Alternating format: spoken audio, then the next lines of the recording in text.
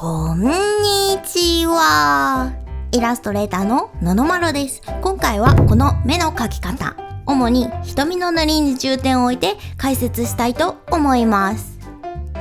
瞳の塗りは作家さんによる個性が大きく出る部分の一つなので、皆さんが自分ならではの目を描く参考になったらいいなと思います。使用したソフトはクリップスタジオ EX です。まずラフを描きます。ラフでは丁寧に線を整えておいた方が、線画の段階で線の太さやまつげの位置など細かい部分に集中ができるのでおすすめです。線画に入ります。使用したブラシは視線も水彩も厚塗りも1本でやる怠け者ブラシです。初期設定はこちらで、私の方で描きやすいように調整した設定がこちらです。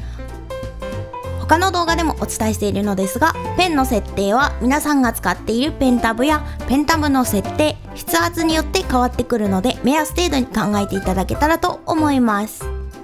まずアイラインをペン入れします。線画の線の方向や一息で描くところ、休憩するところなどで印象が変わるので注意してください。絵描きさんごとにも個性が出るところかと思います。自分は目頭から4分の3ぐらいの位置にまつげを作って休憩することにしています。目尻の内側に入る羽の部分は先端が薄くなるように払って描いています。二重のシワを描きます。線画の重なる部分に強めに墨だまりをつけます。下まつげも描きます。こちらは目頭が薄くて細くなるように調整しています。最後に瞳を描きます。後から加工するので別レイヤーにしてください。線は上の方は太く、下の方は細くしています。次にいよいよ彩色です。この瞳の塗りはぼかしたような表現を強めにかけて、まつげと対比させることで絵の中でも特に目を引けるような部分にしようと思い立って考えました。なので瞳はぼかした部分とぼかしてない部分を作ることを注意して塗っていきます。まず下地です。わかりやすいように肌や白面の下地も塗りました。瞳の下地はブラシツールで線画よりも少し大きめに敷きます。線画は下地にクリッピングします。線画がちょっと気に入らなかったので修正しました。次に線画をぼかします。今回はガウスぼかしを6ピクセルでかけました。線画を濃い黄色に変更します。ブラシツールで上半分を暗くします。その上をさらに暗い色にします。次に瞳孔に灰色を重ねます。ここでは怠け者ブラシを使い、あまりぼかさないタッチで描いています。次に交際の模様を描きます。男の子の目はちっちゃいので、あまり描き込みすぎるとギラギラしてしまいます。なのでシンプルにするために下半分にだけ模様を描きます。加算発光レイヤーに怠け者ブラシで描いた後、外側を滑らか水彩ぼかしでぼかします。初期設定はこちらで、自分がぼかしやすいように調整した通知がこちらです。次にスクリーンレイヤーで下半分に丸を描きます。下の交際の模様が見えるぐらいの透明度が良いのではないかと思います。次にハイライトを入れます。ハイライトの入れ方は皆さん好みがあるかと思います。自分はこの入れ方がなんか絵柄が古くならない感じがして気に入っています。瞳の線画を編集します。瞳の線画の上の方を滑らか水彩ツールでぼかします。次に透明ピクセルをロックして下の方だけ明るい色に変えます。ただのグラデーションだと塗りの中で線画が浮いてしまう感じがしたので、線画の外側を濃い色でなぞりました。次にまつげの形が瞳の塗りに関わってくるので、まつげを塗ります。肌の色を拾いつつ、ペンのタッチが残るようにシュシュシュって描いていきます。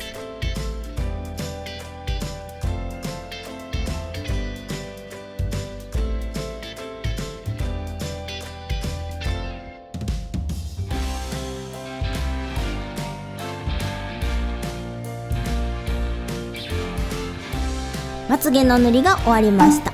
次に瞳の上の方に反射を入れます。スクリーンレイヤーです。ここでまつげの形を取り入れたり、途切れさせたりしてあまり規則性のない形にしています。形が決まったら透明ピクセルをロックして紫、青、水色の3色のグラデーションにした後、ガウスぼかしでぼかします。ぼかしの数値は今回 7.68 ピクセルにしました。この数値とボケ具合はキャンバスサイズなどによっても変わるので目安程度にしてください。レイヤーの透明度は 42% にしました。順番が前後してしまいましたが、反射を入れるとハイライトが目立たなくなってしまったので、ハイライトの周りに黒に近い色を入れます。次に下の方を明るくします。瞳の塗りのレイヤーの一番上に加算発光レイヤーを作り、ブラシツールで黄色をのせます。次に黄色一色だと単調な感じがしたので、いろんな色味を入れました。通常レイヤーを透明度 45% にしています。最後に瞳の球体感が足りないと思ったので、瞳の線画のレイヤーの下にブラシツールで線画と同じ色を線画に沿って入れました。瞳は完成です。おまけに目の周りの肌と白目の塗りも解説します。1影、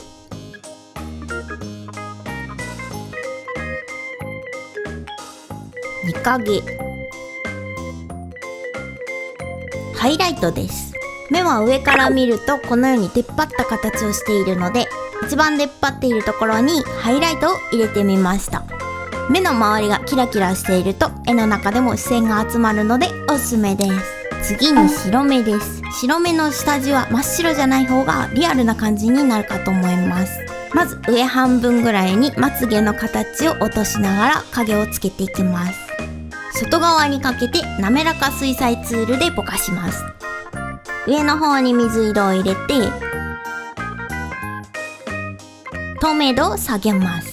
完成です。まとめ、レイヤー構造はこのようになっております。冒頭でもお伝えした通り、目の塗りは作家さんによる個性が大きく出る部分の一つなので、この通りに塗れ、それ以外は間違いだというわけではなく、このメイキングの一部を取り入れたり、一部をアレンジしたりしながら、自分ならではの目を描く参考になったらいいなと思います。ご質問などありましたらコメント欄にコメントいただけると嬉しいです。